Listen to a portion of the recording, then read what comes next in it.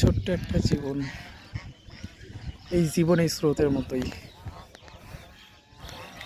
2 দিন আগেও এইখান দিয়ে ভরা পানি ছিল, আর এখন সব শুকিয়ে গেছে।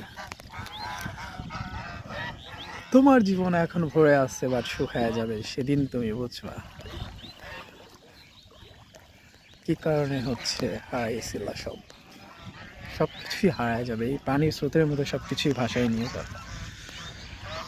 আমার জীবন হয়তো বা সময় লাগবে কিছু, বাট স্বয়ংসম্পূর্ণ ভরপুর হয়ে যাবে একদিন। টেনশনের কোনো কারণ নেই, একদিন আমি হেলিকপ্টার নিয়েই হচ্ছে কোথাও একটা যাব, সেদিন তাকায় থেকে আফসোস করবা আর দেখবা। আর সেটা সে সময় খুব বেশি দূরে না, খুব তাড়াতাড়ি চলে আসতেছে জীবনে।